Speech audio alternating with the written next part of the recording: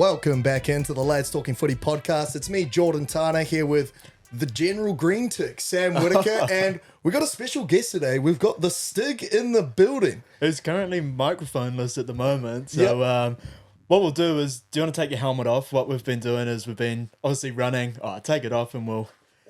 So there we go. It's Sam Branks, our good friend from school. So if you've been with us from the very start, we've been running the NRL weekly tips, and each week it's been the three of us lads running alongside the Stig. Yeah. And Sam has been a good friend of ours since school, and I was sort of thinking about a few things to say before we came into it, and it was like, I actually think that you got me into, I'd say like 50-50 got me into sports betting. Like, I liked sport. I liked sport when we were watching it, and I was like, damn, I could make some money off this. Yeah. And then I started to see slips that came in and what I could be making, and those were coming from Sam, and I was like, damn, I've got to be a part of this. So you're the one who's crippled him financially. Yeah, that's why I've moved back home. I'm not going to lie. Seeing your bets each week in the betting competition, I definitely had an inkling because it was very Rabbitohs based. So what we'll do before we jump into it, Sammy, so what's your biggest win you reckon that you've had on the bookies to date so far? Biggest win would have been a couple of weeks ago. Ooh. Yeah, 2.3k on the Knights Tigers same game multi. Oh, damn. Wouldn't that be nice? How many try scorers? Like 6 of? 6, yeah. 6 try scorers, just off a tenner. What's the most you've ever won? I'd say it's probably like 4.5k off the Melbourne Cup. Oh, and that was off like $3. $3. Yeah, we actually did a show on that. Yeah. So that was Sam's fault because he'd bled me dry on all these multis. I had no money left. What's your biggest loss you reckon you've had? Or just like a loss that you kind of, whether it's like one that you've had like, it's been up to like that last leg and you're like, damn, or something that maybe your missus doesn't want to listen to and you've put a lot on it. She's going to be listening to this. No, maybe not. Just give us a ballpark. I don't really put any big amounts on bets. I know a couple of years ago, I think I put a couple of hundred on just a simple head-to-head multi. I think it was 6 leg and I got one right. Damn. So, 6 leg is pretty brave for a couple hundred. Those things happen though. Yeah, it was a sure thing. Well, was it? So we'll jump into accountability, and then Jordan, if you want to wrap up, so where we got to on the whole sure. Overall standing. So try scorer Smokies, Simon had Blake Taffin at $3.30. Jordan, you had Liam Martin at $3.70 and came in there, and I had Josh Curran at $4. He went over and they decided to bring it back, unfortunately.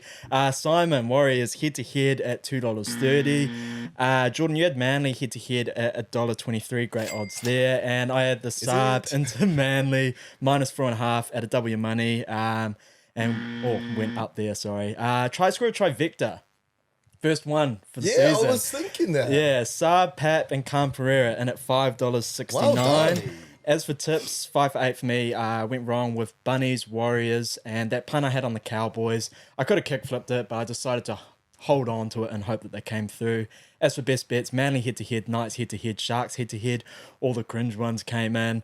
Broncos -2.5, South head-to-head, Warriors +4.5, Cowboys head-to-head, and Titans on that minus all went down for me. Yeah, I actually, considering how difficult of a week it was to pick, I actually did pretty good with 7 out of 8. The props that I got were Storm +2.5, Seagulls -13.5, Panthers -11.5. Thank God they ended up having to play their top team. Titans versus Bulldogs, total points overs 53.5.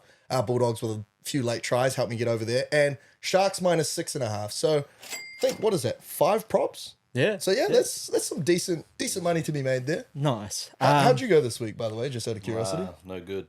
No? I did my picks on, I think, Tuesday before the team list came out and didn't change them. I think I got 3 from 8 maybe. Damn, doozy. At least it's not an auto pick, so you're doing better than some. You pay attention. Yeah. As for the tip or the tips that we're doing, how'd we go there? Sure. So in 4th place, unfortunately, we have you, Sammy Whitaker, the only negative of the group, with negative $153.35. So. It looks like I dug myself a hole. I mean, like, each time I put that up, I'll get like 2 or 3 messages saying, damn, Sam, you need to pick it up. I'm like, that looks like I suck, but I don't really suck. Well, I mean, Simon's like, he could have been way down because he was doing chucking big money, big amounts on it. And he was doing was he putting the money on it? Well, Lucky he's not here because I didn't see a single receipt all year. But anyway. And then in third place, Stig, we got you, mate. Sammy Branks, $8.23 in the green. So you do walk away with a little penny, $8. Disappointing. Get yourself lunch tomorrow. I will give you credit though, because you shot up real early on. Yeah, you did. And these two guys were going like, it was in Simon's head. Like you had real estate for, I'd say, like at least half the season. And that's why he started chasing on those $100 bets because he was like, I need to overtake him. So and the Warriors let him down. Exactly. But he still managed to climb up to second place with $74. So that's not too bad. I think a couple of those 100 bets came through. So it's got the Warriors to thank for that. And then in first place, Jordan, I win. Well done. $160.70 positive. What's funny about all of that is like before you went on this run, there was heaps of people messaging saying like Jordan needs to give up, and I was like, damn, he's not doing. I was sharing the posts on my stories as well, and they were replying like, "Bro, you suck." Yeah. And they were following my bets too. Like, I'm never following you again. Hey, what they should have kept following. Stick around, bro. Okay, what we're gonna do and jump into next is we did at the start of the season our ladder predictions. So we're gonna do a little bit of a review. Starting from the bottom on those teams that missed the 8 and sort of review where we had them. So the Tigers finished in 17th place. Simon had them finishing last. I had them finishing 14th, and you had them finishing last as well. So they become the first ever team to finish in last place one year and then go further down the ladder the following year. Obviously, the Dolphins got introduced. So ugly season for them. I thought it would have been a little bit more. We would have seen a little bit more from them. Obviously, Uppy coming in, Papali'i. Injuries sort of derailed a lot of them with Dewey and stuff through the year. We got to unearth a few gems in the likes of Buller. Yep. So it's going to be interesting for them next year. They've got a young halves combination coming in, and Sullivan and Snyder as well. Okay. It's going to be interesting for the Tigers. I've seen, Benji's going to get the reins fully this year as well. So whatever he was potentially gritting his teeth over Sheens is going to be, it's his team now. So yeah, what did you take away from the Tigers season? Yeah, the Tigers, although they've gotten worse technically according to the standings, I think there was signs that they did get a little bit better, especially defensively. I think where they lacked was their offensive consistency all season. And I think especially in the strike zone and then their playmakers, that's where they were really struggling. And yeah, their point scoring ability was way down there, obviously, because they're in last place. So it's good that they've kind of addressed that by reforming the halves partnership, and because that's where I saw like the main point of change that needed to happen in those playmaking positions. Player I want to highlight from them, Jareem Buller, like you said, I think he was a great find for them. Great athlete, good under the high ball, very electric, can make a line break. And I think they've got something with him. So they have got some young talent and then some foundational pieces that can help them build with your Appies, your Papali'is, and your Batemans. And I think it is positive signs for the Tigers. I know it's a terrible, terrible way to end the season, but you can only go up from here. I know we said that last year. And they went down. Yeah. So hopefully they don't introduce another team because... Yeah. Sammy, do you have any takeaways from the Tiger season, mate? No, you guys pretty much summed it up, what I've got down here as well. The only thing I'll say is Tim Sheens definitely wasn't the way to go. That man still thinks it's 2005 and doesn't realise the game's kind of advanced the way it has now. Yeah. But yeah, that's about it really. Buller was obviously their standout man. Yeah. And showed signs of what he can produce in the future. I've just got here the notable ins they got coming in: Jaden Sullivan, Aiden Caesar, and the Fainu brothers from Manly. Yeah. Yep. But then they've also lost Brooks and Dane Laurie, so it'll be interesting to see how they go next season. Yeah, complete revamp in the halves. But honestly, I think that's what they need. Yeah, it almost got to a point where it was like, can Benji put the boots on? Yeah. We did see him warming up some games. Yeah, like, oh, this here is the we go. In Rotorua. Yeah, just hoping for a Brooksy calf pull or a Wakeham calf pull. Yeah. Dragons finished in 16th place. Simon had them finishing 11th. I had them finishing 15th, and you had them finishing 16th. So no real key gains for them. They lose Sullivan. They re-signed DeBellin, Laurie Little, and Ravalawa. It's going to be an interesting season for them next year with the whole Ben Hunt saga. Yeah. We've got new coaches coming in for them as well. But look, there's not a lot that they're adding to the team. It's also not a lot that they're losing in a way. There was the drama with Lomax through the season. We got to see a little bit more out of Sloan this year and consistency, which was good. But I don't know. It's going to be interesting for the Dragons come next season. Yeah, the Dragons for me, they actually were a team that showed that they have a little bit of talent running around on that field. It was just a team that was mired by the controversies of the coaching situation and the Ben Hunt situation that never really made them gel as a team. They never really had a very good identity. And you could see that with just the win record, like 5 wins, 19 losses for like a team with like Sully and Lomax and Ben Hunt. Like there's some decent talent here. You should be winning more than 5 games and being like second to last on the table. They never won a game away from home this whole season either. Damn, Every single win was at home. Damn, I didn't realize that held out. Yeah. I remember you telling that stat a few weeks ago, but I didn't realize they went all the way. Yeah. What they need is just a bit of coaching stability and a team identity. They need something. They just need a little bit of something to get these guys in line and get them to a point where they can start winning more games. And a player that stood out for me this season was Blake Lowry. I thought he was really good. I thought he was a good go-forward piece for them in their forward pack. And he was kind of like the new Georgie Rose, like a big burly fella that was always good for some good yardage and came on and made impact in his, limited minutes. So there are signs of positivities for the Dragons as well. But yeah, they'll be disappointed with the season. Yeah. JT summed it up pretty bang on. The whole Hunt and the coach debacle really ruined their season, to be honest. Who have they got coming in next year? Flanagan, I think. Flanagan, and what's funny enough is it looks like they're bringing Kyle along with them, so we're going to have a new coach and coach son. So, yeah, it'll be interesting for them next season because it's a prestigious club and within the NRL in a way. So hopefully they get back to some former glory or start putting some younger pieces together.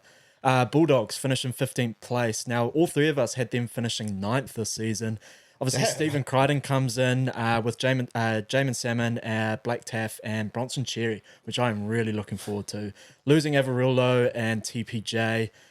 Yeah, it's Bulldogs season was a real disappointment. Probably the biggest disappointment or between them and the Cowboys for me this year. Just with the high expectation I had around the whole coaching situation coming in. You've got Adokar Bird, and then you introduced Kikau, who didn't sort of really get any consistent playing time this year.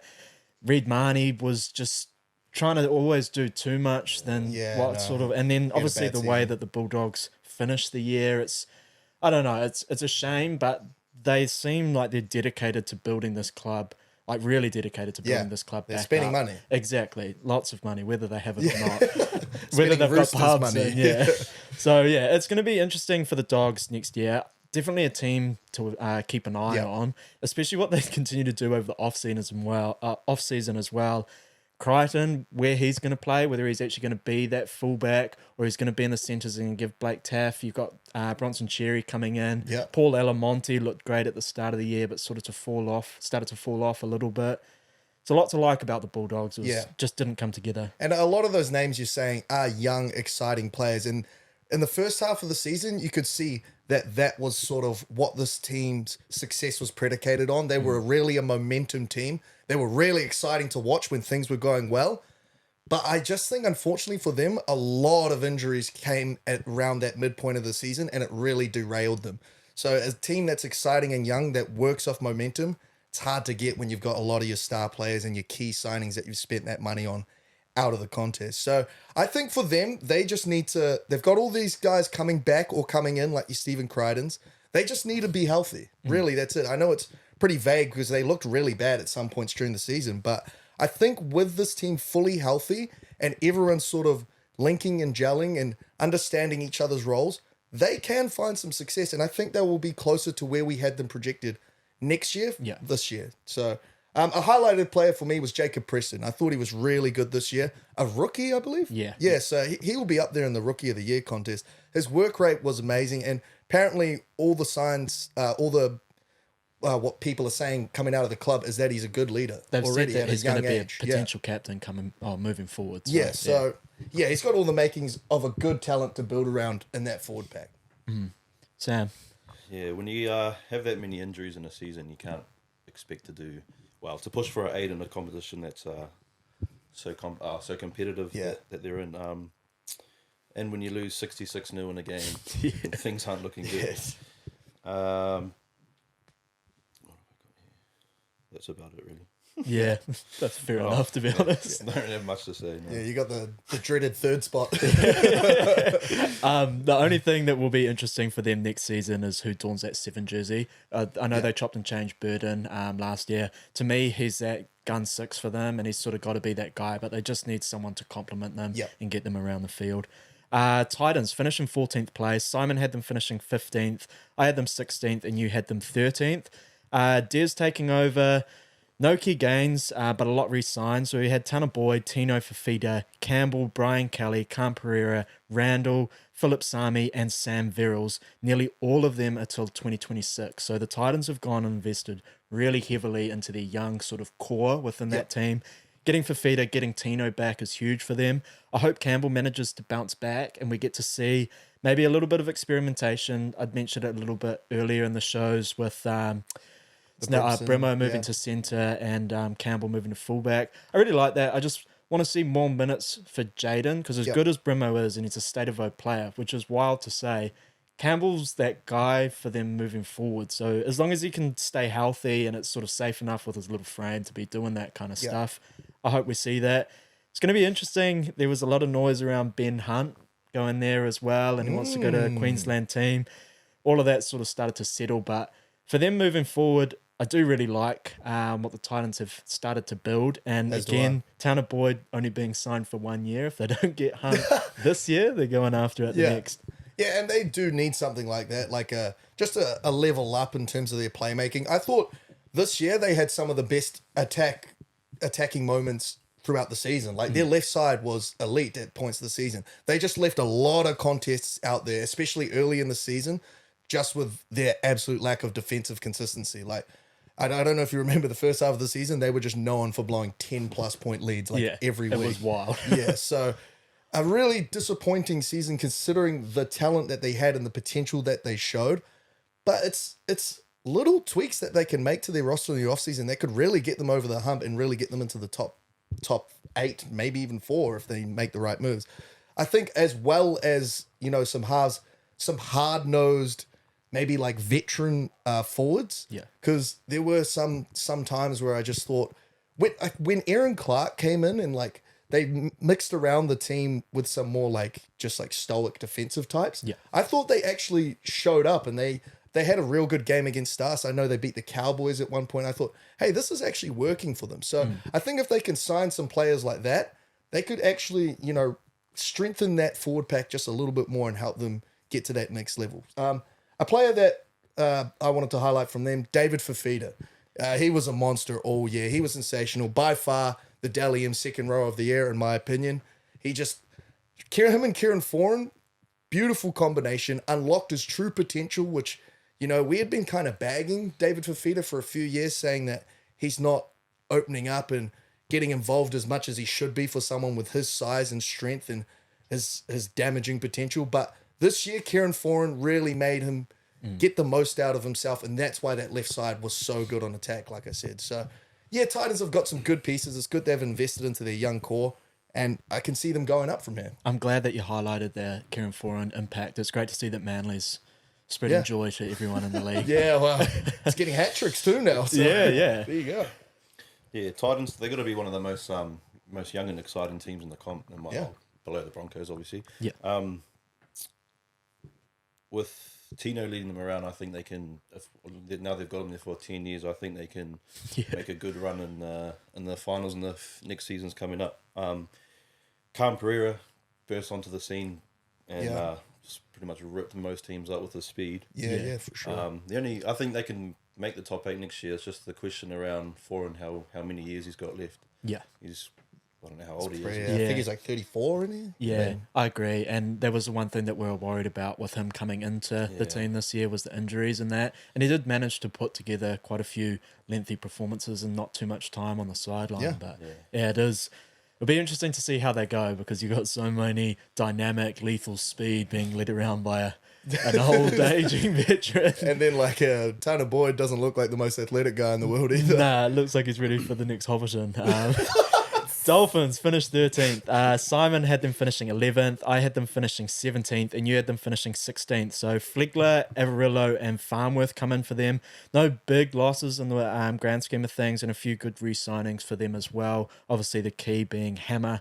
Surprised a lot of people this year. Yeah. If it wasn't for the halves injuries early on in the season, I think that they could have actually made like a genuine run at the 8. I don't think they would have been sitting in that 8 come this sort of time with it, but they would have been in the mixer with the Cowboys and the likes of them on the mathematical equation. Like Wayne Bennett, incredible. I mean, to come in, and I had them finishing last this year, just with the fact that you've gone and put all of these new faces in a new team, and they're not used to systems. It's all different, but just this guy that knows how to get the best out of everyone, knows the NRL inside and out, knows how teams play, and like I said, how to get the best out of his players. Absolutely incredible. And then I'm excited to see what they do moving forward. Hammers, fantastic. You've got depth now with Averillo coming in, and Farnworth as well in the centres. Yeah. If Valens can hit the streets over the summer break, they're going to be interesting. Big ask. He might need to hit the streets all the way from Brisbane up to Townsville to get him in shape. Yeah, man, this was a well-coached, well-structured defensive team that unfortunately just didn't have the depth once the injuries started happening to them. That kind of made them slip out of the 8 and then really affected the trajectory of their season. But yeah, they were good, and it just comes down to Wayne Bennett. And he didn't reinvent the wheel with these guys because it was just a bunch of gritty, hard-nosed veteran guys from a whole bunch of other teams mixed in with some young, exciting talent. And he just played a nice, structured style.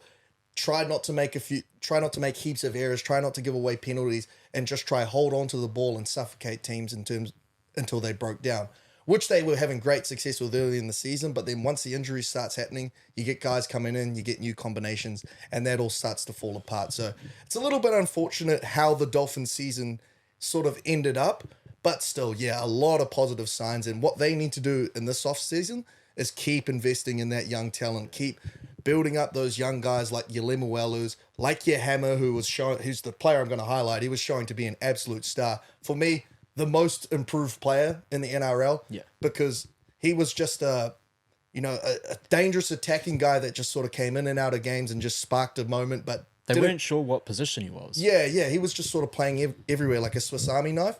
But he showed at fullback and then in his games in Origin at centre that he's got more in his toolbox than people sort of have let on. He was showing great defensive efforts in Origin, which I was super surprised about. And then just his ability to follow up play, and then his uncanny ability to score tries was just at the forefront this whole season. So Hamiso Tabuai-Fidow is an elite level fullback, and it's good that the Dolphins have a star like that, because a new team, it's always hard to, get that new poster boy and get the ball rolling. So yeah, Dolphins, a lot of positives, disappointing end, but I can see them getting even better next year. Yeah, I think they were the favourites to get the wooden spoon at the start of the season. Yeah. But they came out the blocks running from the start of the season. There's the main man behind them is obviously Wayne Bennett. Yeah. That man's a mastermind when it comes to rugby league, and he took them to a thing. Like, they got to be happy with their season. With Herbie coming in, I think it's going to fix that left side defence that they had to shift Hammer into the centres. Yeah. And then they can put obviously Hammer back at fullback, and he can do his thing that he's done from the start of the season. Yeah. Yeah. Yeah, it's going to be interesting. I mean, experimenting with Cody and the centres and that as well. They had like a new house pairing like every week. Every week. Sure as well. Yeah. It was crazy. Yeah, it is funny, like coming into the season, it was just Dolphins aren't anything, bottom of the table, is this even going to work? And then the Tigers just said, hey, hold my beer for a second. Manly finished 12th. So Simon had them finishing 14th. I actually had them finishing 12th, and you had them finishing 11th. So Luke Brooks comes in. Damn, you had your own team finishing 12th? Yeah, I know. I was worried about Tommy. Yeah. And long behold. Yeah, good call. Luke Brooks comes in, Jackson Polo and Tommy Talau. No big losses, bunch of re-signings. Obviously, the big one to highlight is the Schuster signing, and then you're bringing in Luke Brooks.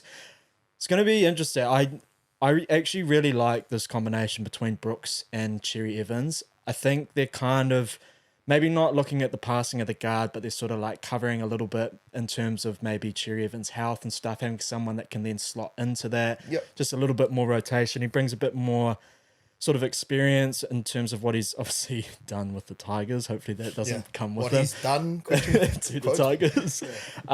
It's going to be interesting how they approach next season. There's been a lot of talks about Tommy Turbo moving into the centre position, just to put a full season under his belt, which I actually really like the more I think about it, because it sort of sharpens up that side for them on defence.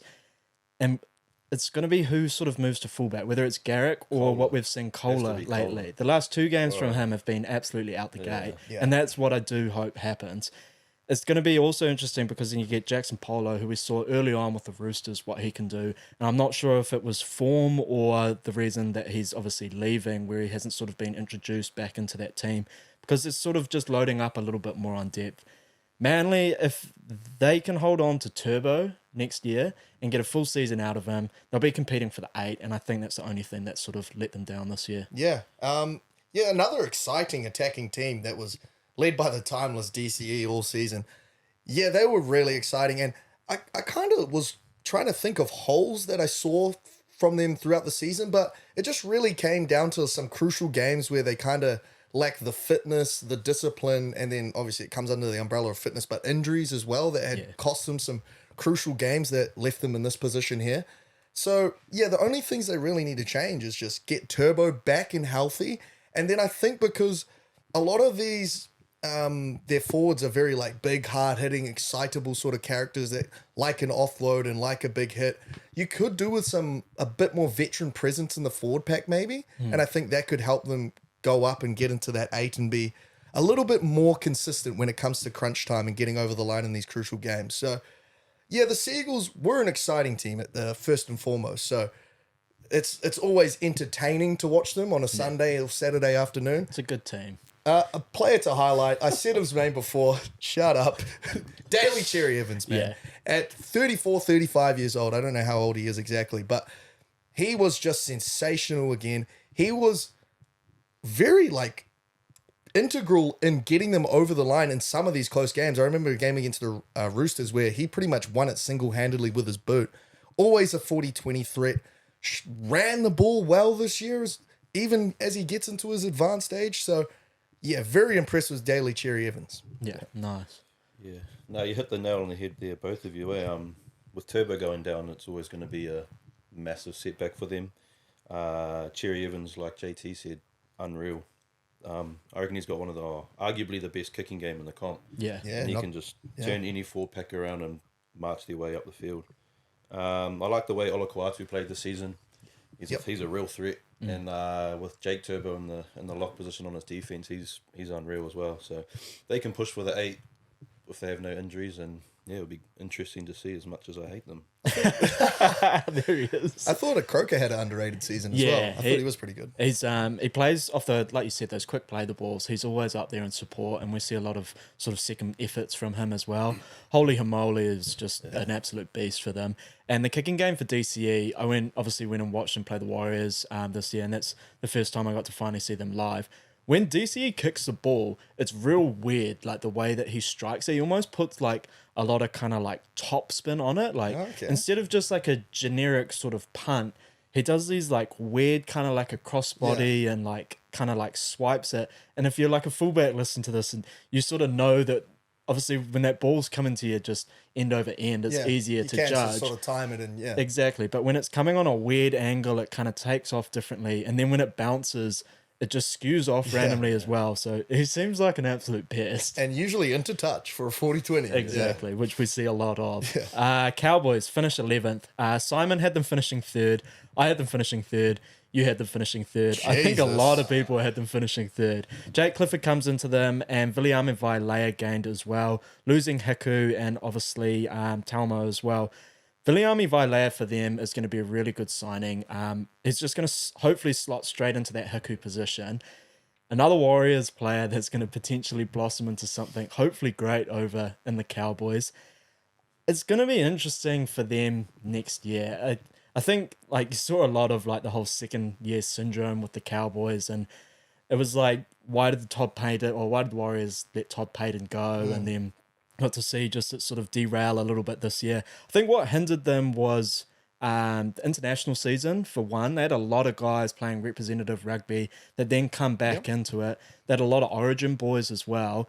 And they obviously just didn't sort of stick to the same roots that they had sort of, on foundations that they had from the previous year. They were known for their defense and grinding out sets. Yeah. And they were shocking defensively this year. And their completion rate, they just weren't getting through sets, and they were doing random stuff and just didn't seem very structured from the Cowboys. Yeah. For them next year, I think it'll be a completely different story. I think they'll get back to a good hard preseason, and what they bring is going to be, good to see, but disappointing for them, because I really thought that we were going to see a big run from them. Drinkwater was absolutely lighting up the NRL. I hope he starts off with that same form next year and doesn't get bloody suspended for as long as he did. Yeah, you hit the nail pretty much on the head. They followed the absolute wrong trend line of the season. Like, they started poorly, peaked in the middle, and then finished poorly. And at one point during the middle there, I thought they were genuine contenders to win it all. They were looking like the hottest team in the NRL.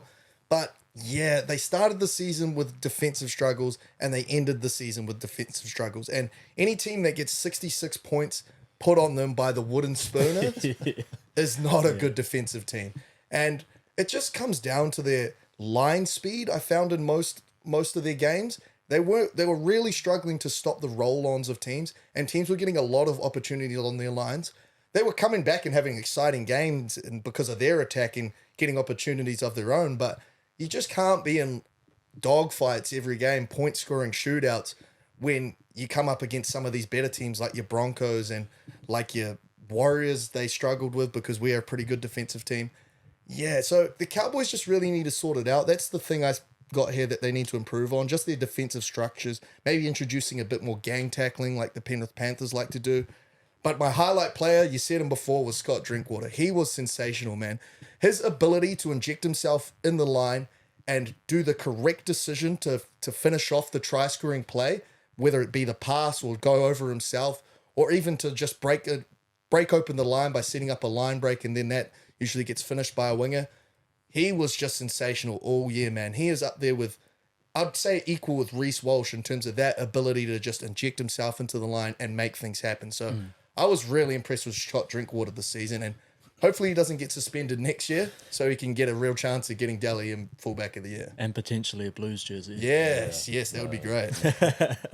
So Cowboys showed how exciting they can be, mainly on attack, like you said. If they sort their defensive struggles out next season, I think they can be a threat for the 8. With the likes of old Scotty Too Hotty, like, he's got to be one of the best ball playing fullbacks, and his pace that he has as well is unreal. I think they were unlucky to miss the 8. They did, like JT said, they did leave it way too late. But if they were in the 8, they could have probably upset many of the teams in the 8 at the moment. So especially in that bottom 4. Exactly. They got a chance against anyone there. If they'd snuck in, they would have been taken on the Knights this weekend, which would have been one hell of a game. Yeah. It's going to be real interesting for them next year, and sort of how they make the whole run of it, address the whole season, and sort of move forward. Dearden, I really want to see like a little bit more from him again next year, sort of start to take over that Townsend sort of thing.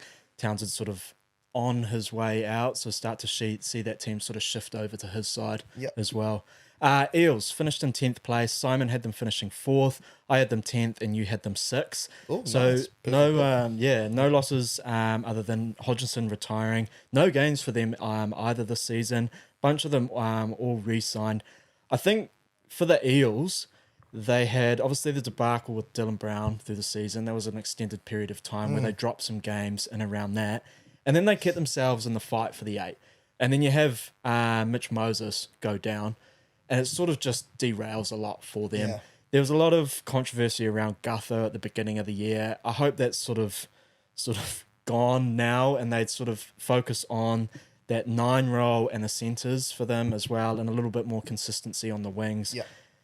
Eels, I can understand them finishing here. It's exactly, obviously, what I thought. Well, you can understand. Yeah. I just thought that I wasn't high on them, and the inconsistency, and that's sort of where we saw it. But a lot of it was derailed with injuries. Yeah, so My takeaway from the Eels is that they are an explosive offensive team and one of the best, well, the best offloading team in the competition. So they had the potential to explode on and beat anyone in the comp on their day. But they also had plenty of games where they've just made heaps of errors and penalties. And, you know, you made some good points about Dylan Brown and Mitch Moses being out and some of the voids that were left. But the biggest void of all was that hooker position. Reid Marnie, although he played shit this year, was pretty good for them the previous year and actually was a really integral part of that finals run that they had. And Josh Hodgson coming in and just being a step too slow and having to retire, and then they could never quite fill the void with their players coming up and trying to fill that gap. It just, it left something a little bit wanting in that position, because when you've got good offloaders that are creating fast second opportunities, and then the next tackle will probably be a fast player of the ball, you need a good hooker that's going to see opportunities and really pounce on those. So Harry Grant's a perfect example of that. Yeah, he'd be perfect for that team, but I don't think he's going to leave. Yeah. So the Eels, good team, can beat anyone on their day, but can lose to anyone on their day. They just need to figure some holes out that they have in their team to get a bit of consistency, then they'll be right back into the 8. In terms of a player that I want to highlight was Jermaine Hopgood. I thought he was sensational. He was a great buy for them. His defensive effort was amazing all season. His offloading ability fit right into that team. He was one of the better offloaders in a team full of offloaders.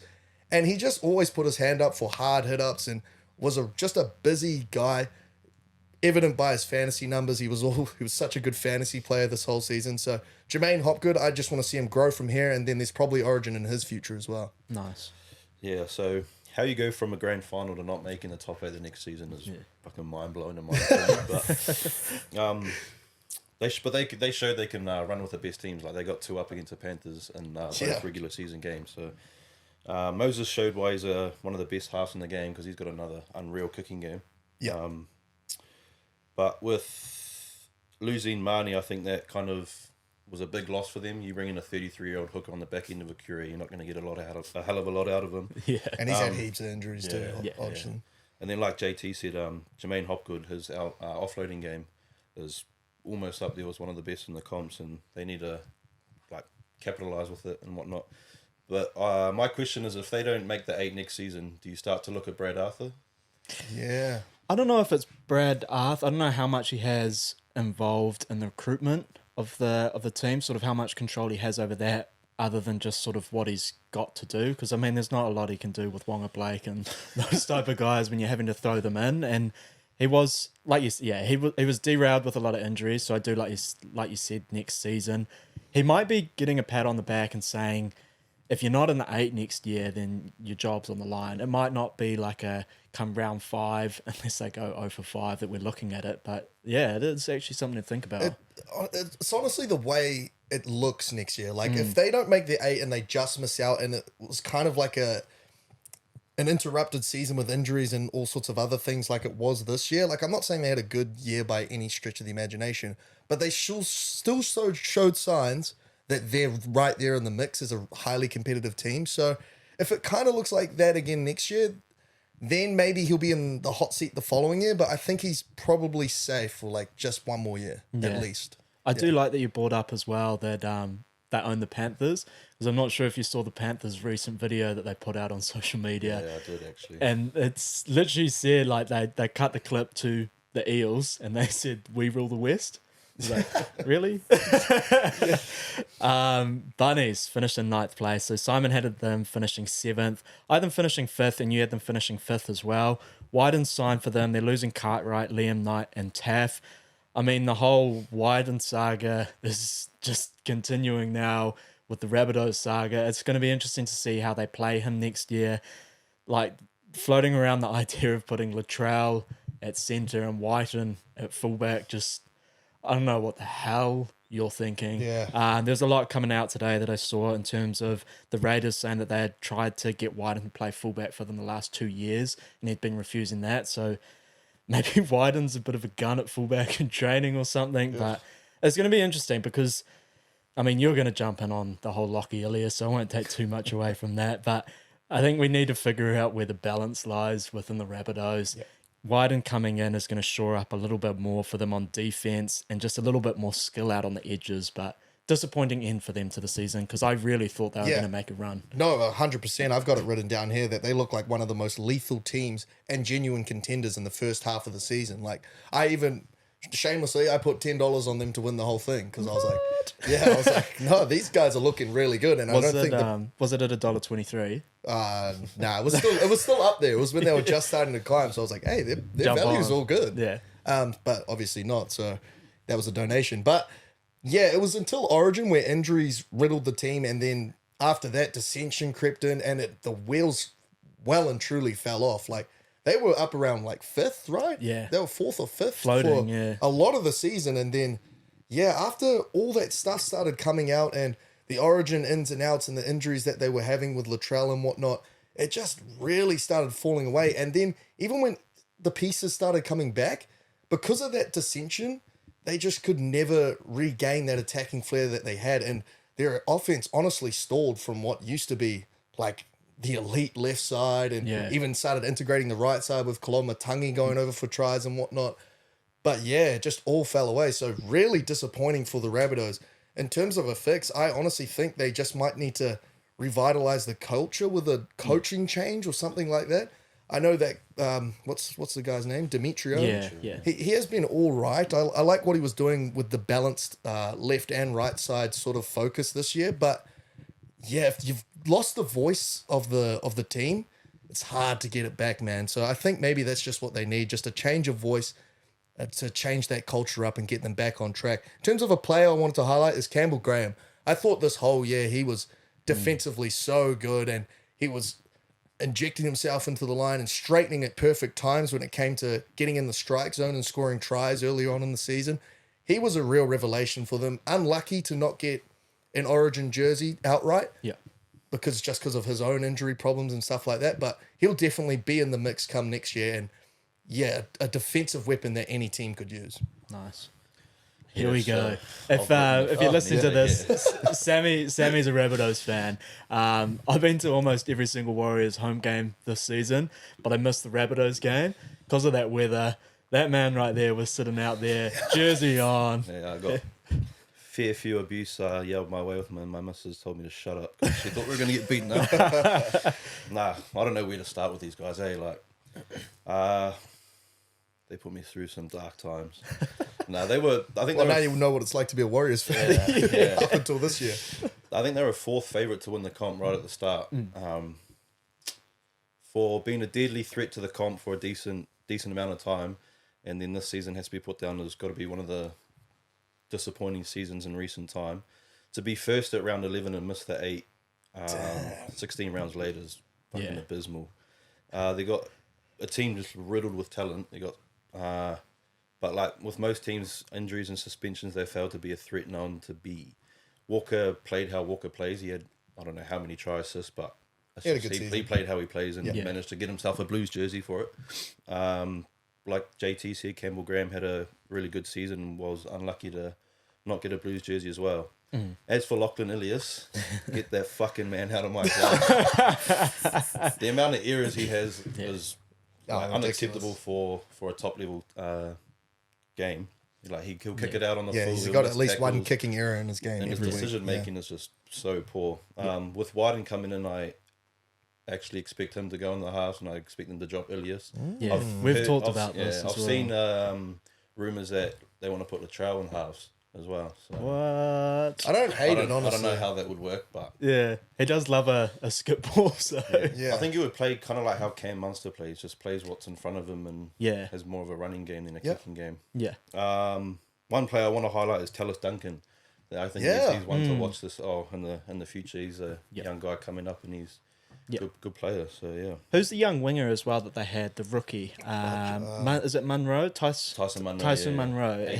He's going to be great for them moving forward as well. And he's got wheels to burn. Yeah, that's buzzy though that they're suggesting that Latrell moves into the halves instead of centre, but then you get rid of Blake Taff, who's your backup fullback. It's a little bit weird how they're going to approach it. I'm glad that you brought up culture because teams bond around the keg, not kale, and I hope that they've jumped into Mad Monday and sort of laid it all out on the line and moved forward. A few drunken googly eyes, arm around the bro's shoulder, like, bro, I know I said some bad things, but I actually rate you, bro.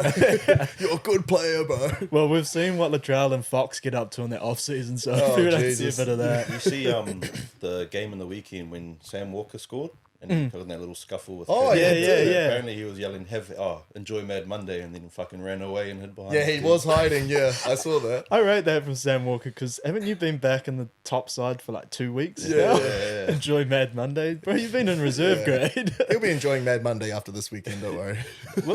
Okay, so overall winner in terms of the predictions from the start of the year to where we ended. So what I've based this off is you get 2 points for a correct position and you get 1 point for being one position off. Oh, okay. So Simon finished with 2 right. He got the Panthers in first and the Tigers in last. Well done, Simon, 4 points.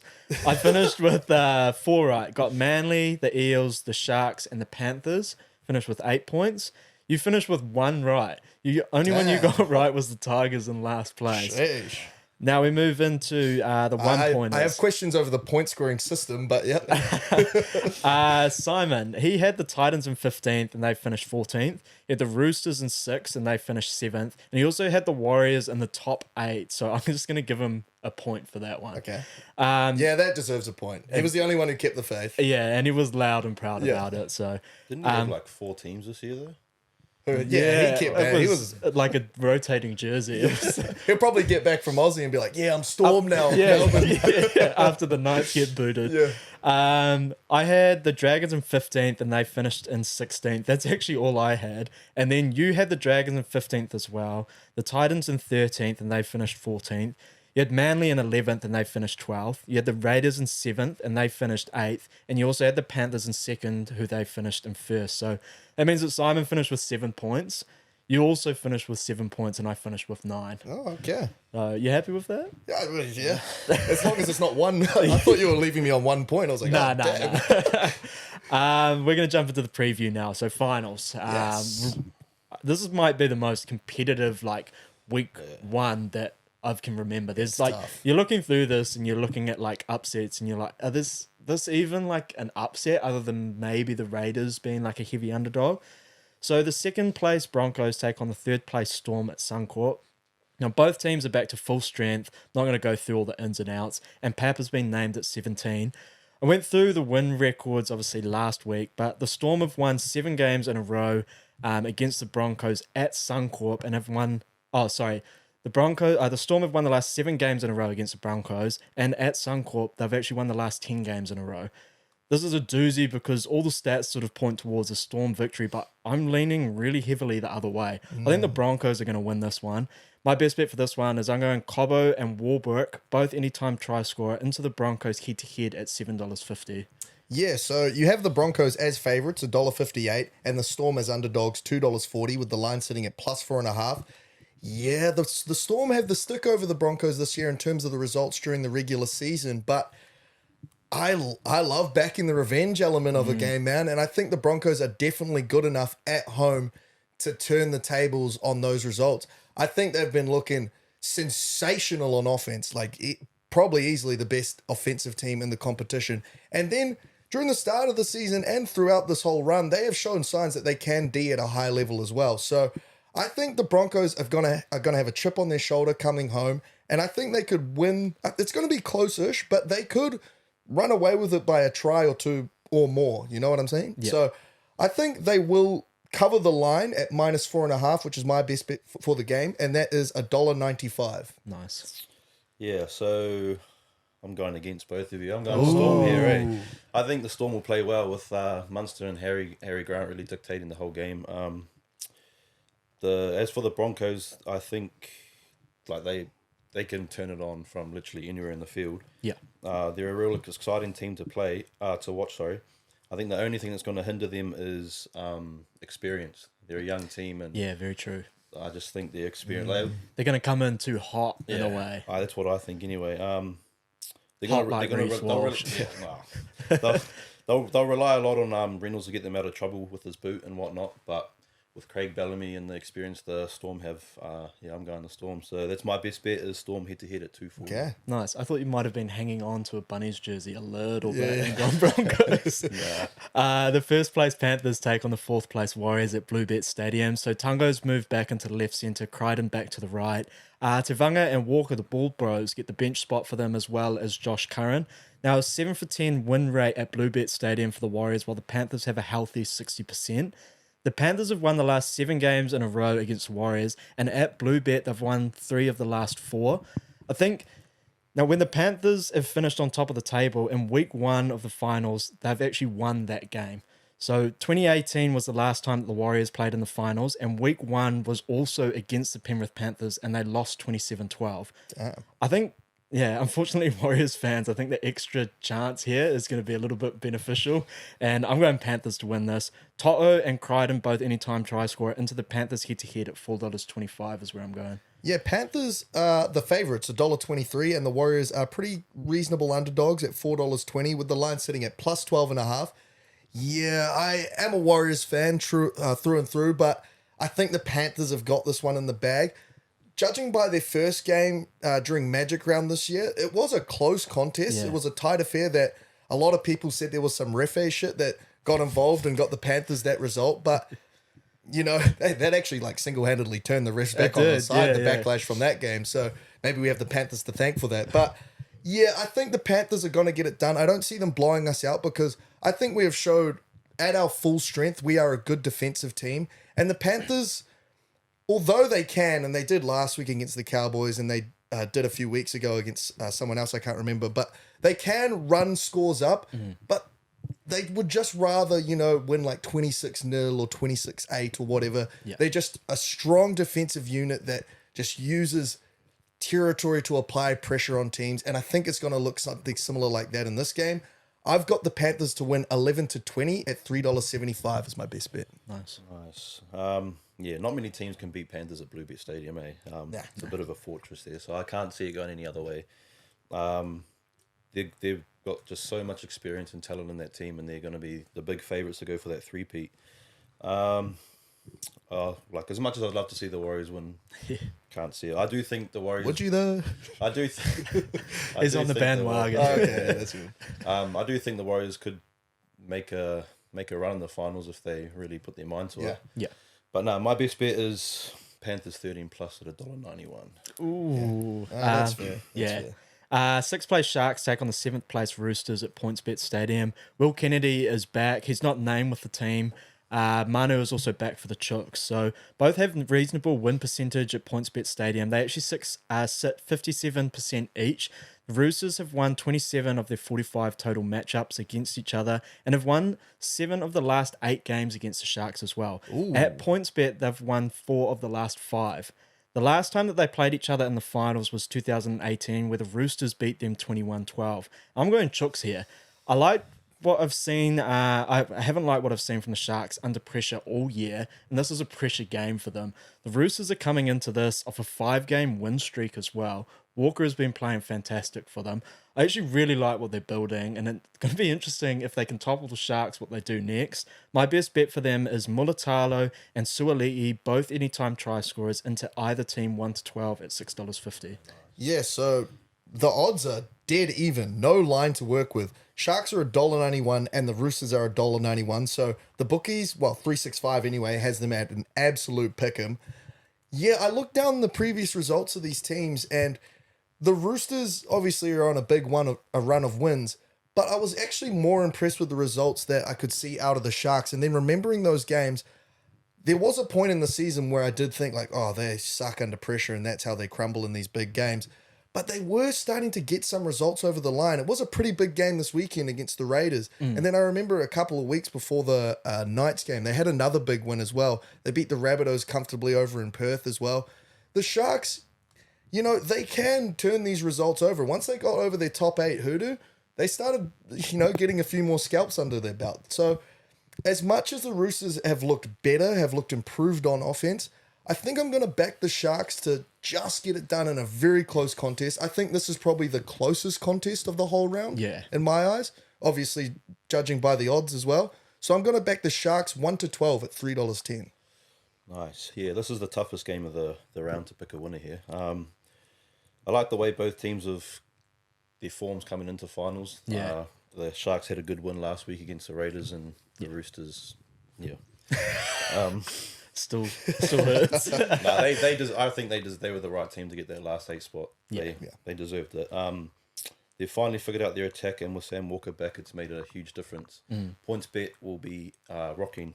It'll be hard for the Roosters to get a win there, but I think they will get the job done. Ooh, okay. My best bet is just either team 1 to 12 at $1.65. Oh, I like that. Both points bet and McDonald Jones have completely sold out as well, so they're ready to go. Very good. The 5th place Knights take on the 8th place Raiders at McDonald Jones. So Seb Chris is out. Frawley takes a 5'8" jersey, and Whiten has been named in the centres. Hastings has also returned for the Knights. So Knights have a 54% win rate at McDonald Jones, and it's been a fortress for them all season. The Raiders have only won 5 of their last 18 games here at McDonald Jones. The Knights have won the last 2 games in a row against the Raiders, and at McDonald Jones, they've won 3 of the last 4. Now, the last 2 times the Knights have made the finals, in 2020 and 2021, they've lost in the first round. The Raiders, in their last 3 finals appearances, they've actually won in the first round. So the most recent one, obviously, being the Storm last year. Everything's pointing towards like the Knights, but then in terms of finals, it's pointing towards the Raiders, which just seems like a Raiders thing to do this year. Yeah. I'm going Knights. It's a completely different kettle of fish. At McDonald Jones for them, it's going to be absolutely rocking. I reckon they're going to go 10 wins in a row here. And I'm going Marju and Dom Young, both anytime try scorer, into the Knights 13+, and it'll only get you $3.60. Damn. Yeah. And that would make sense because the Knights are huge favourites here at $1.23, and the Raiders are $4.20 underdogs, with the line sitting at plus 12.5. Yeah, the Knights on paper, not that paper with the playoff stats and stuff, but on the paper of this season, should get this result done. The Raiders, I looked at the odds and I thought, hey, that's worth a line take because the Raiders genuinely have a chance to win this. But then I saw their team list and, you know, every other team is dealing with pretty much a clean bill of health, but these guys are coming in really wounded. They've got a lot of chopping and changes. So I think the Knights are going to get this done. And I think at McDonald Jones, they're going to get it done comfortably. They're pretty, you can back them with some reasonable confidence. Obviously, 10 games in a row, but they've actually been doing comfortable line covers and comfortable winning results as well. So the Knights are for real. They're honestly for real. So I'm going to back them here to cover that line at minus 12.5 for $1.95. Nice. Yeah, for a team who was in absolute disarray at the start of the season, they didn't know where to play Ponga, they didn't know who to put in the halves, their coach was borderline about to get sacked. Lachlan Miller was defending from the first row. They figured it out, and to turn it around and finish 5th is fucking unreal in my opinion. Where are we? Oh, you got one winger who will bulldoze over anyone and another winger who will put out some acrobatic finishing. And the man at the front of it all is Kalen Ponga. In my opinion, Raiders are poo, and they don't deserve to be in the 8. Yeah, no, they didn't. I think this will be a walk in the park, and at their fort, like you said, at their fortress at McDonald Jones, it's a piece of piss for the Knights. So my best bet's Knights 13+ at $1.95. Okay. If Waz fans think that Mount Smart's rocking from what it looks like, McDonald Jones is just on a whole nother level. Yeah, no, the Knights and the Warriors are definitely the culture teams that have made the top 8. You can really see the fan bases have gotten behind both these teams because it is quite uncommon in recent years for these teams to be as successful as they're doing this year. So. Especially coming into finals on a heater. So my best bets for this one. So Cobbo and Warbrick, both anytime try scorer into the Broncos head-to-head at $7.50. Got To'o and Crichton, anytime try scorer into the Panthers head-to-head at $4.25. Mulatalo and Suali'i, anytime try scorer into either team 1 to 12 at $6.50. Death Taxes, Marju and Dom Young, anytime try scorer into the Knights 13+ at $3.60. I thought it was Death Taxes and Raiders 1 to 12. Not this week. Do you want my best bets as well? Yeah, sure. My best bets are the Broncos minus 4.5 at $1.95. Panthers 11 to 20 at $3.75. Sharks 1 to 12 at $3.10. And Knights minus 12.5 at $1.95. Nice. Yeah, so I've got the Storm head-to-head at $2.40.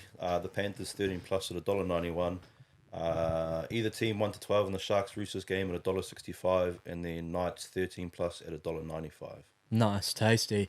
NRL out of the way, and we've got another absolute juggernaut. Oh, yes. Just starting. The Rugby World Cup. The All Blacks take on the French at 7:15 a.m. on Saturday morning to open us up. Other notable games of the weekend for me are England taking on Argentina on Sunday at 7 a.m. South Africa taking on Scotland at 3:45 on Monday. Catch a replay at Smoko on that one, or in the Portaloo before you start work if you want. Hopefully you're not listening, Matt. And Wales take on Fiji at 7 a.m. on Monday as well. That's going to be an absolute ripper. So, Skeen, I know you've been sitting there with a rock hard hammer for this World Cup. Oh, man, I love the World Cups, man. I try to watch every game I can every World Cup because you just never know when you're going to see some magic or a great upset. And I remember one time at Will's, I think we were all there. We were all there, right? When we watched the South Africa-Japan game. It might have been, yeah. We were all sitting in the lounge. I think it was, yeah. I can't remember exactly because I think it was like we were coming back from the night before on the drinks or something. But yeah, man, there's always a chance that some magic's going to happen. So I love World Cup season. I've actually got a little bit of a prediction for you guys on what's going to happen. And then I would like to hear your thoughts and to see where I've kind of gone wrong or what you would change about the predictions I've got here. So in Pool A, I've got New Zealand finishing first. I think we will beat France this weekend. I just think the lack of their first five is going to, maybe help us get over the line in that one. France second, obviously. Italy third. Namibia fourth. I think they're going to get their first World Cup win. I would say Uruguay is probably the favourite in that one, but I think because Namibia has never won a World Cup game before, this is their chance. So Namibia fourth and then Uruguay fifth. In Pool B, I've got Ireland first, South Africa second, Scotland third, Tonga fourth, and Romania fifth. So that's a really tough pool. I think the top two teams are going to get it done, but don't sleep on Scotland. Do you mind pausing before each pool and I'll jump in? I think that Scotland-South Africa game from the get-go is going to be one that determines a lot of this finishing because if Scotland can upset them right from the get-go, then it's going to sort of lay the foundation on, obviously, I know they've played, a lot of South Africans have played in the Northern Hemisphere, but it's going to be like the North ahead of play. That's going to be an absolute barnstormer because South Africa, I know the whole warm-up thing against All Blacks, and they really targeted that game. It'd be interesting to see how that gas tank is sort of lit up from there. For the others, though, I do really like Tonga. It's a shame they're in the pool that they're in. Pool of death. I know, because them, Samoa, and you're going to get to Fiji, are going to be upset kings, I think, this year, or had the potential to be. So it'll be interesting. But move on. So you agree with the final takes on those first two pools? Yeah. How about you, Sammy? Yep. Agreed, okay. Pool C, I have Australia first, Fiji second, Wales third, Georgia fourth, and Portugal fifth. Yeah. Fiji take on Wales first game. Yeah. If they are ready for this World Cup, then I see that happening absolutely because there's a lot of hype with them coming into the competition and it's going to be how they perform on the big stage. I hope that the nerves sort of don't get the better of them because Wales, they haven't come into this competition very flash, but they're definitely not a team to sort of turn your nose up against. No, they're still a tier 1 nation. Exactly. But now what could come from that if Fiji upset Wales and they take this momentum forward? Wallabies haven't been looking too flash, so I'm going to disagree with you there, and I'm going to say Fiji come out on top. Top of the pool. Yeah. I don't hate it because I'm a closet Fiji fan. And I'm going to say the Wallabies miss. The Wallabies miss? Yeah, and I'm just a little bit worried. They've only taken 110 to the World Cup. So if anything was to happen to Carter Gordon, Fijians are big boys. I think there needs to be a little bit more respect on Eddie Jones's name. I think he can still help that team get over. And Steve Hansen's name? And Steve Hansen, exactly. Really? Who? Yeah. What are your thoughts on the matter? Nah, I pretty much agree with. I think Fiji will come out on top as well. Oh, okay. I just think if you look at the draw being in the Super Comp and how well their game has developed compared to how it was previously. Yeah. And you look at when the Sunwolves were in that comp and then Japan came out in that last World Cup and performed really well and they've kind of dropped off a bit now. That's very true. Yeah, that's okay. I just think Fiji will. And do you think Australia will miss out? Nah. You think it'll be Fiji, Australia? Fiji, Australia. Okay. Yeah. Okay. Pool D was another pretty close pool. Yeah. I've got Argentina first, England second, Samoa third, Japan fourth, and Chile fifth. Yeah, I don't see Japan being the same level as what they were. So I think Samoa can actually upset them. Samoa will push those other two teams all the way, but I think you got to kind of back that Argentina and England are probably still good enough to get out of that pool. I think it's going to be maybe one of those weird pools where someone upsets someone, but then they beat the other, and it's all, Like what's comes down to happening. bonus points. Yeah, so that's the two I've got, Argentina and England coming out of that. Where did you have Samoa? Third. You had them third. I do like that. It's going to be interesting to see how they compete against Japan because, like I said, I think it was last week, they've like all these teams, all these island teams have the foundations and the exciting players, but they just sort of lack that general. Yeah. And Lima Sopawanga played absolutely outstanding for them. And just having that that top level international experience will be great for them in this World Cup moving forward as well. So, yeah, I don't disagree with you at all. It's kind of you want to put them in there though, don't you? Yeah, but I don't see them going. Okay. Pool D for me, C and D just lacking a lot of depth. Yeah. I haven't been impressed with England at all, No. and Argentina, somewhat in the Rugby Championship too. It's like literally just, I don't know, the whole group thing. You just see the top two or sometimes top three, and then we're just looking through and seeing Namibia, Uruguay, Romania, Chile. Like, good for them, but enjoy Paris. It's just a holiday for them. Yeah. Sam, do you agree with those? Yeah, no, I agree with yours. Okay, cool. And then as we get into the quarterfinals, so you guys can sort of like do your own, because you probably have a few different matchups. So I would have New Zealand versus South Africa, in which I've got New Zealand going through. I would have Fiji versus Argentina, in which I have Fiji going through. So that goes back to my Fiji make the semi-finals take. France versus Ireland. I actually got Ireland falling to their hoodoo again and France going through. So France beat Ireland. And then Australia versus England. I've got Australia beating England. So I've actually got Australia still making the semi-finals. Yeah. Wild. Yeah, look, I don't hate it. I haven't got the whole fucking math in front of me right now, but So I do think that our key three coming, if I'm just going to do our key four moving forward into the semis will be, I think it'll be the All Blacks, France. I think it's going to end up being a South Africa and Ireland.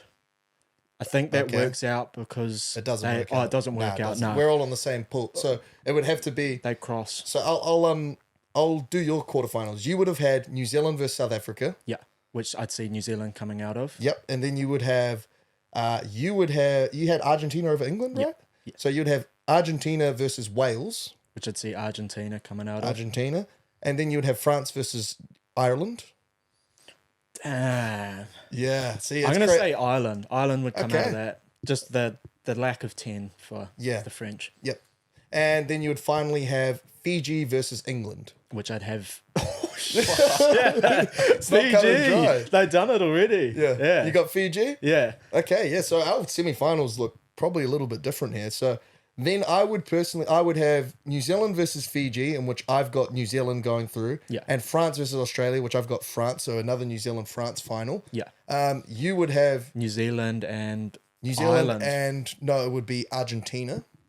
Buzzy, yeah. So it'd be New Zealand coming out of that. Yep. And then you on would the have other side, Ireland, Fiji. which I'd see Ireland coming out. Which Right. I do see then us taking out Ireland in the. Would you have it a similar way to him? Because you, yeah. Be pretty close to his. So we've got New Zealand. You guys have got New Zealand, Ireland. I've got New Zealand, France. And I'm just going to be a little bit biased and say New Zealand get it done with the World Cup finals experience in the clutch. Yeah. They get it done. Do you think we get it done against Ireland? Yeah, I do. Oh, I don't know. That's the one that I would Yeah. really like to see that. Yeah. And if you haven't listened to the Wayne Smith podcast yet, he was saying, watch out for Ireland this year because they've been building for it. And look, if it's not going to be us that win a World Cup, I want it to be a nation like Ireland or someone that hasn't won it before to take or lift the trophy. Yeah. Give us Fiji. No. Yeah, how wild would that be? Fiji, Bull of Anaka. There we go. Yeah, and then we've got all the games from this weekend. Did you just want to go through them quickly in terms just of touch who you on think? that. Yeah. Yeah, so France versus New Zealand, both at even odds, $1.90 each. So no line to play with. No. Where do you see that one going? Yeah, I'm going to say New Zealand. New We do Zealand? well in openers. Saw someone put up like a post today. I don't think we've lost an opener at a World Cup yet. Okay. So, Damn. yeah, I do like it. And France typically don't do that well in World Cups on their own soil. And in openers as well. I Yeah. remember they've lost games to Argentina in the past, especially at the last time it was in France. So, do you agree with that? Yeah. New Zealand get it done? Yeah, I've got New Zealand 1-12 at $3. The next game is Italy, $0.006 favourites against Namibia at $19, with the line sitting at plus 31.5. I have Italy minus 24.5 at $1.50. Nice. Yeah, look, I can't see anything less than that either. Yeah. It's a shame that Italy are actually in our pool because they were sort of a team that had been building well to this World Cup and they had a lot of flair, which sort of adds to what I said last week in terms of when we actually draw the World Cup pools. Yeah. But yeah, look, Italy in that one. Okay. And you agree with that? Yeah. Yeah. I mean, a lot of these games are washers, like Ireland, Romania. Ireland by heaps, I'm assuming. Romania? I've got Ireland minus 50 at $1.33. What's the line for that? The line is plus 62.5, and Ireland are the favourites at $0.001. Yeah, look, Ireland. 62. And Romania's $67 underdogs. Games like these are a Put great $2 one. on that. Yeah. Games like these are a great one for the punters, though. So if you're ready to just jump in and load up on a few try scorers and that, go for it. And the Rugby World Cup app has actually that's jam-packed with a whole lot of stuff around it as well. Okay. And then this next game is actually more interesting than it probably sounds. You've got Australia $1.03 favourites taking on Georgia at $11 with the line sitting at plus 22.5. Look, I've got Australia 13 plus. I haven't gone with any ridiculous lines. 13 plus is $1.33 because Georgia's not too bad, you know? Imagine. Yeah. Imagine. It's one of those games where I reckon it's about the same spec as a Japan beating South Africa 8 years ago. So tell me now, am I waking up at 4 for this? For history. Maybe record it and keep your phone off. Yeah, Wallabies in this one. Yeah. You agree with that? Yeah. And then a big one. England, $1.90. Even odds again against Argentina, who are also $1.90.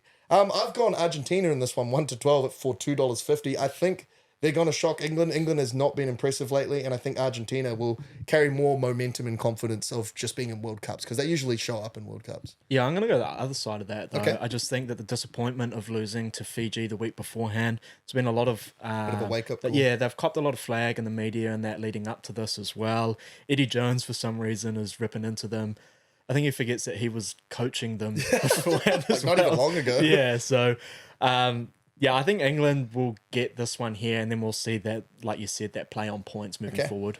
You agree with that? Yeah, I'll go England as well. England? Okay. And Japan, $1.02 favourites against Chile, $13 underdogs, with the line sitting at plus 25.5. Look, I've gone Japan minus 20 at $1.54. I think Chile in their first World Cup, just happy to be there. So Japan will get it done easily. I agree. They'll be eating their croissants and looking at the Eiffel Tower and just enjoying the atmosphere of it. Good for them for being at the World Cup. Enjoy the whole system of it. I don't think anyone from Chile will be listening, but... Yeah. And I'm assuming you agree? Yeah, Japan? Yeah. And then the last two, the big two. South Africa, $1.20 favourites taking on Scotland, $4.50 underdogs. So big underdogs, surprisingly. With the line sitting at plus 11.5. Look, even though there's some value I see in that Scotland line because they are serious threats to South Africa here, I am going to back South Africa, but only by a 1-12 margin for $2.50 because I think Scotland can show up and make this a close contest. Yeah, I'd said to you, I think it was on or this afternoon, this game for me is almost the game of it all, how we're going to kick off this World Cup. Sets the tone. Exactly, and I think Scotland are going to set the tone here, and they've got the young South African winger for them as well, Vandermeer. And he's a gun. He's a beast, so keep an eye on Scotland, and I'm going to take them for the upset in this one. Ooh, nice. Do you agree with the upset? Nah, I'll go South Africa. I just think because with them playing there, most of them playing in that Northern Hemisphere, they've adapted to the Northern Hemisphere refereeing, and the performance they put against the All Blacks the other weekend was Good. Evidence of pretty that, good. So And then finally, another cracker of a game. You got Wales, $1.50 favourites, surprisingly enough, taking on Fiji, $2.62 underdogs, with the line sitting at plus 5.5. Look, I'm going to go Fiji. I've said it in my predictions, so I think they're going to come out of their pool second place behind Australia. You think they're going to sweep the pool. I've got them just 1-12 here at $3.25 because I still put some respect on their name, but I think Fiji can get it done and go through to the semi-finals. Bulla Vanaka. Yeah. Fiji. Look, I really like what they're going to bring into this competition. I touched on T as well, sort of being a part of that whole team. And like, honestly, the stories that I'm still seeing of them, I hope that they're not having too much fun and they'll get back into it. But the culture within Fiji just looks fantastic. I mean, teams don't bond over kale, they bond over the keg, but Fiji bond over Carver. So yeah, I'm looking forward to it. We need to see one of these island teams make a run in this World Cup because Yeah. the fever around this country, the flags Yeah. coming out the cars is going to be... I would love to not see the Tongan and Samoan flags. Yeah, flying they've out had their and turn. just see the Fiji It's parade. Fiji's Bro. turn to... It'd be epic. Do you agree Fiji get this done? Fiji fever. Yep, there we go. Fiji going through.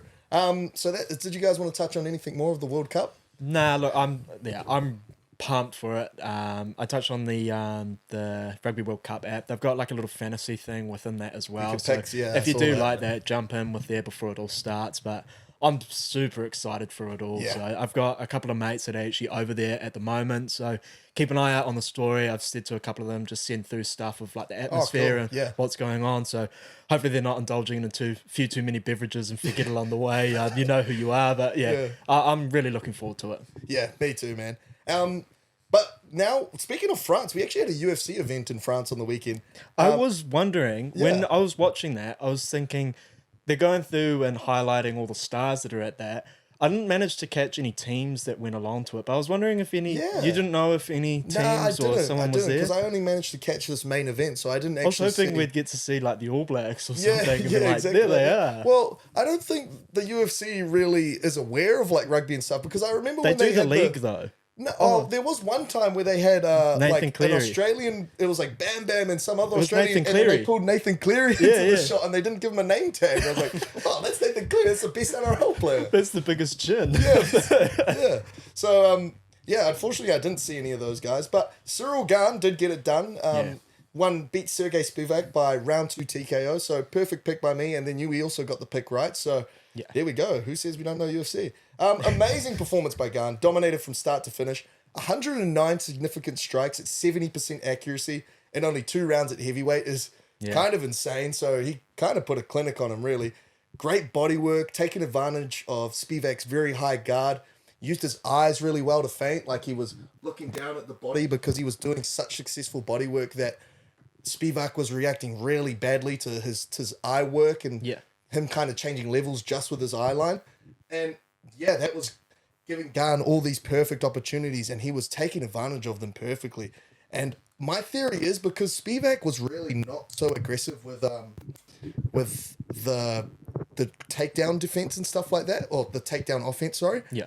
And my theory is because in the first round, Gahn landed a really clean knee on the body, and then after that, it looked almost like there was like a rib kind of like poking out on Spivak's body. So I think that kind of put him off going for takedowns because obviously wrestling is really sore on your core and your ribs and stuff like that. So I think that's kind of why he wasn't as aggressive, but you still got to give Gahn credit. All the takedown attempts that Spivak did do, he defended perfectly. So it was an amazing performance by Cyril Gahn and something to get him right back into, the title picture. It was good to see him bounce back because like we'd said the week beforehand, we were worried about how he'd approach this and whether he'd actually learned from what had happened in his previous fight. He looked really good. And you can tell that he used all of that time off to sort of... He knew what he was coming into. He knew how he was going to approach it. And we got to see that he's not done and he's ready to go back up to the top. Well, it was good to see that his confidence wasn't broken. He still struck with fluidity. He still struck with confidence. He still was right there trying to land big shots on him. He's so a beast as well. Yeah, he's bro. a big He's boy. a huge monster, bro. I think he's like 250 pounds, which what does that translate to? 115 kilos, I think. Crazy. It's not much body fat on him either. Nah. So, yeah, big athlete. In terms of what he's going to do now, I think the winner of Blades Almeida, it's a fight coming up soon, 2 grapplers, 2 higher level grapplers than Spivak. So it's kind of like the next test for him to see if he can really handle some good grapplers. And I just want to see him, get over that challenge because you want strikers at the top. It's just from a fan's perspective. They're a little bit more entertaining. They do a little bit more with everything. So I'd like to see him take on one of those and prove that he's ready for, another shot at, I don't think it'll be Jones, but, these other guys. What's going to come in terms of what the top of the division ends up looking like. Yeah, exactly. And in terms of Spivak, he just goes down and I think he probably fights Alexander Romanov, which is another good grappler. 2 grapplers versing each other, eliminate one of them because the less grapplers in the top 15, the better. So we've got a good event coming up this weekend. UFC 293 in Sydney, Australia. Got a stacked weekend, man. Stacked weekend, man. We're picking up a dog tomorrow afternoon and I've just said to Case, it's like, you can hold the dog. I'm Yeah. going to man the couch. Yeah. You watch dog, I'll watch couch. Yeah. 293 is in Sydney, so it's just across the pond, and that's actually the reason that Simon's not here. He's actually going to watch that live. So shout out to Simon. Send through some Snapchats and stories so we can add them to the lads talking footy and get a little bit of that atmosphere as well. I'd love to see Simon in the ring. Yeah, I would. That man's gassing out in 30 seconds, bro. Speaking of gassing out, we've got heavyweights. This is the first fight I want to cover in the co-main event. You've got number 7, Alexander Volkov from Russia, taking on number 6, Bam Bam Tuivasa, the Shui King from Australia. You got Volkov as the favourite, $1.40, and Bam Bam Tuivasa is $2.85 underdog. So it's kind of weird that they got the rankings as Volkov 7, Bam Bam 6, but Volkov a big favourite. Let's start with you, Sammy, because you have seen Bam Bam fight a few times. Yeah. And I don't know if you know Volkov, but he's the tall guy that Derek Lewis knocked out in the last minute of their fight after he was pretty much winning the whole time. So do you think that Volkov can kind of keep him at range with his length and his kickboxing ability, or can Bam Bam close the distance and get that knockout that he's so famous for? Volkov will be smart to go in and come across or take in that kind of game plan to it, because I can see him potentially getting frustrated with the style that Bam fights him, because Bam just brings the heat, the crowd, the fireworks, and he's just brings a scrap to it all. He'll have a massive hometown advantage. Exactly, as well. which is why I'm leading towards Tuivasa, because we've seen him in a lot of fights where he can either take a lot of damage and he ends up copping one, or he can take a lot of damage and he can throw a haymaker out of it as well. And when he throws and they connect. So for me, if I'm going to sit here and I'm going to rub on the future globe, I'm going to see Bam Bam Tuivasa with a shoe in his hand, a beer filled up within it, and he's going to be celebrating. What do you reckon is going to be his piss of choice? VBs? He'd be naughty like that. Eh? I'd rate it if I saw like someone toss like a billy or so, like a Woodstock or something like that. You just see it coming out and he's just drenched in the coke and stuff. If he ends up doing shoeies with Woodstock, he'll be in another fight on the way out of the arena. Yeah. He'll be back to street fighting. Look, I like Bam Bam in this one, and like you said, hometown favourite. He's just going to bring the energy with the crowd. So okay, and I'll have to agree with you, because I actually like Tuivasa in this one as well. I think it's going to look somewhat similar to the Garn fight that Tuivasa had, except I think he's going to connect well enough to knock Volkov out. So I can see Tuivasa's leg kicks actually doing a bit of work here, because Tuivasa has some really nasty leg kicks, and Volkov is a tall guy who can sometimes be a little heavy on that front foot. Yeah. So I could see Tuivasa chewing that up maybe.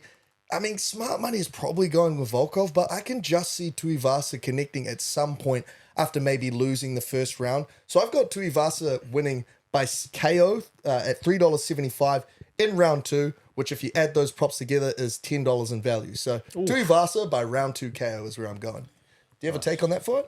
No, my UFC knowledge is pretty abysmal, to be honest. You just want to see a showy at the end of the day. Yeah, but I've watched him, seen him a few times, and he's got so much power. It looks like he can almost sit himself on the floor, even without connecting. So I'll back him just because he's got that home crowd advantage, and he'll be pumped for it to do some sort of fucking antics at the end. When heavyweights jump into the ring, like as just general or like not UFC enthusiasts, when you're seeing like the technical side of it, it's like good art, I guess, to watch, and the way that guys grapple and strike and that. But then when you get just two big grizzly bears that just stand in the ring and they just go for it, like it is entertaining. There's a different sort of tension in a heavyweight fight as well. Like you see them miss, you see them wing a shot, and you go, that would have ended him. They're not going for significant strikes; they're just going for strikes. Yeah, you've got Max Holloway and the lighter ones. They're just going pop, pop, pop, just tippy taps. But and then you just got Bam that's going pop, pop, boom. Yeah, one shot and it's done. So it'll be entertaining. It'll be exciting to watch that fight. In terms of another exciting fight, we've got middleweight championship. We've got New Zealand and Nigeria, because his flag still says Nigeria on the website, but he is New Zealander. We will claim him. Israel Adesanya defending his title against number 5, Sean Strickland from the United States. Israel Adesanya is $1.15 favorite, so he's a huge favorite. And Sean Strickland, with a bit of an anagram, is $5.15 underdog. So, yeah, he's a heavy underdog. But if you look at the two styles, Israel Adesanya, one of the most technically gifted kickboxers in the history of the UFC, and that's including pretty much everyone, man, because the way he can break down opponents, the toolbox that he has, the patience he has, the awareness, the vision he has is just, man, at a different level to a lot of these guys. Alex Pereira was the only person that could kind of match it. And you saw what happened in his last fight. He still got it. He still came into that fight with a chip on his shoulder and knocked him clean the fuck out. So, man, it kind of ceases to amaze me what Israel Adesanya does to keep improving his legacy as that dangerous kickboxer. Sean Strickland is honestly the ultimate punching bag potentially for Israel Adesanya because he does have a good grappling base. He has a black belt in jiu-jitsu. He has shown earlier in his welterweight career and then early in his middleweight career that he does have good grappling ability. And we kind of saw that in his last fight as well when that other dude tried to take him down, Abus Magomedov, and he kind of got straight back up and even reversed the position for a little bit. So Strickland does have grappling, but he's got an ego, man. He can see from all his interviews, he loves doing the man dance. I'm going to stand and bang with you, bro. And he just tries to fight everyone on the feet, which... He does have really good vision and he sees a lot of shots coming and he's actually got really high defensive IQ. He's good at parrying shots. He does a weird little parry where he puts his arms in between their strikes and it looks really unconventional, but somehow he still doesn't get hit. Got a nice jab. He kind of hides it well behind the awkwardness of his hand fighting and then also has a hook that comes in at a weird angle. So he does some weird things that could maybe intimidate other fighters, but Israel Adesanya is seeing the best of the best, man. He's been in kickboxing his whole life, and he's versed some of the most elite kickboxing talents in the UFC middleweight division. I don't think I see him having a problem with Sean Strickland. Do you see Strickland having any chance in this one? Nah, look, I mean, I touched on UFC being an art, and Izzy fights with just an entertaining style, and coming into this, he's a lot higher. He's got more reach, so he's able to keep him away from him. You touched on it as well. When Izzy has come into fights as like the, not the challenger, the champ, he fights in like a more protective sort of manner where he lets them come to him. But I think this one's a little bit more personal in a way, in the way that Strickland's attacked him. So you don't want to poke the bear when the bear's Israel Adesanya. And I can see Izzy coming in either round 1 or round 2 with a KO here. Okay. And I'm really excited for this. I hope I'm going to get my money's worth. I hope it's not over too early. Yeah, I think you're spot on with that take because Izzy has shown when people do poke the bear, he does fight really well with emotion. It's like he blends the skills and the patience that he has usually with a little bit more edge and aggression, and then that kind of makes him the best version of himself. We've seen that with Costa poking the bear. We've seen that Pereira, just a bad rivalry that they had. And we've seen Strickland just go in on Israel and the build up to this fight as well, calling him China's little slut and just doing all these really ridiculous claims. Stuff. Like, it's not like he's... I mean, he's on a podium. Yeah, he's on a podium to stand on, but it's not like on... I don't know, you can't be slinging that kind of stuff when like Pereira's beating him. He's had real estate in his head. Like, you know, you're trying to force your way in. It's just not happening. I mean, he's making he's saying a lot of things that are like quite extreme and quite vulgar and quite disparaging to his character. But also I just find Sean Strickland funny. So I'm like, I'll go for it. Like, they're fighters at the end of the day, have a bit of a backbone. Yeah. But you don't want to poke that bear because it's all going to come back to haunt Sean Strickland because Izzy's just a lot better than him. So I've actually got Adesanya here by TKO. $2.10 is that prop. And I've got him in round 4. I think he's going to pick Sean apart. I think he's going to just try stick and move because Sean's a very forward-based fighter. He's going to follow Adesanya around. I think it's going to be 3 rounds of him just sort of breaking him down and getting his reads. And then when he finally gets his reads, he's going to land a big shot on round 4. So round 4 TKO, if you add those props together, $13 in value. Nice. Tasty. That's all the UFC we want to cover? That is all the UFC. I'll just let Sammy do. No, nothing on that one. Izzy in TKO in round 3. Okay, nice. I like it. That's us for the show. So we've actually got a little bit of news involved around the TAB. So we're going on a 3-week trial. So they're going to trial us. It's going to be an NFL boosted multi. So it's going to be 3 legs over the next 3 weeks that you'll see on the actual TAB app. So I'll do a little bit more advertising around it. Keep an eye out on the story and like jump on it because what they're doing is they want to see activity around it. And what we're hoping from this is what comes from it, because if we can sort of eventually move into some form of partnership what comes along with that is stuff that we can do for all you guys as the listeners and interact with the page. So there's something that's potentially going to be quite cool moving forward. And don't come at us if those first 3 weeks are just donations, because we want to be paying the bookies and yeah. So what we're going to do is we've got an absolute jam-packed weekend full of sports. So I'll just go around. All three of us, what we're most excited for this weekend before I see us out. So Sammy, thank you for joining the podcast, mate. It's been good to have you on. Thank you. Thank you for all your work throughout the season as well. You're a gun punter, so this won't be the last we see of you. What are you looking? What are you looking forward to this weekend? It's got to be the World Cup, the All Blacks. Nice, I like it. Got to be. Yeah, well, I was going to say the All Blacks too, but if I'm going to have a close second, it would be the Warriors. Nice. Well, you've taken my 2 picks, and what I'm looking forward to is I'm going to stick like a little bit further into it, and I'm going to go cheesy and go Monday. NFL's back. We've got an absolute jam-packed schedule. I can't wait for what that brings this season. More NFL content will come next week as well. So that's us for this one. Sammy, thank you. You did well in Simon's seat. Might see you again soon. Peace.